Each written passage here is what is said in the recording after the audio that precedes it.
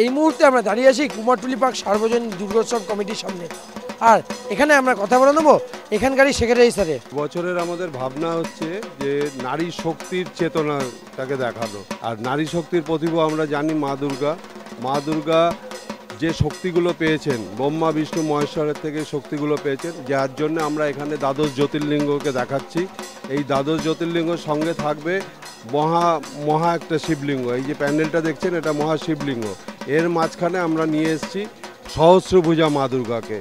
সহস্রভুজা মা দুর্গা এই কারণেই দেখিয়েছি যে নারী শক্তি যে কত বড় শক্তি সেটাকে দেখানোর জন্যই আমরা এই থিমটাকে বেছে নিয়েছি। এটা প্রায় 6 মাস ধরে 35 থেকে 50 জন ওয়ার্কার এটা সাফল্য এইভাবে করেছেন।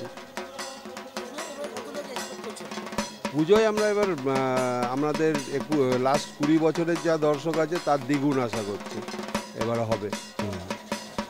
অ্যাকচুয়াল আমরা আজকে আমাদের এখানকার ওপেনিংয়ে আমরা একটু নতুনত্ব দেখাতে চাইছি। নতুনত্ব বলতে আমাদের সমাজে অবহেলিত যে সমস্ত বিকলাঙ্গ শিশু আছে সেই রকম মানসিক ভারসাম্যহীন এই রকম 25 জন শিশুকে নিয়ে আমরা আমাদের উদ্বোধন করাবো আজকে। তাদেরকে আমরা পুজোর পরিবেশে নিয়ে এসে আমাদের উদ্বোধন করাবো এবং আমরা ষষ্ঠীর দিন এই প্রতিবন্ধী ছেলেগুলিকে আমরা বাসের মাধ্যমে তারা যাতে বিভিন্ন মণ্ডপে দর্শন করতে পারে, পুজো দর্শন করতে পারে তার ব্যবস্থা করব।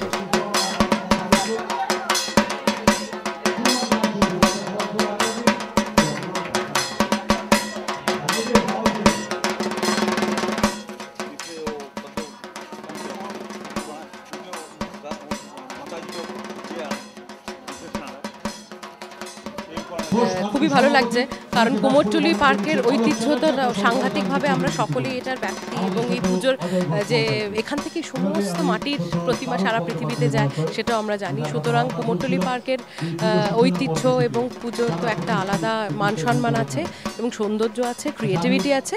তো আমার খুবই ভালো লাগছে, আরও ভালো লাগছে এখানে এসে অনুষ্ঠান করতে পেরে। আপনাদের চ্যানেলকে আপনাদের ভীষণভাবে আমি জানাই শুভেচ্ছা এবং শুভ শারদিয়া। আর দুকলি আর কি দর্শকের জন্য শোনাই, কারণ এটা তো মিলন উৎসব, মিলনের গানই করা উচিত। মিলন হবে কত দিনে আমার মনের মানুষের সনে, আমার মনের মানুষের সনে, জাতক প্রায় নিশি যে আছে কালো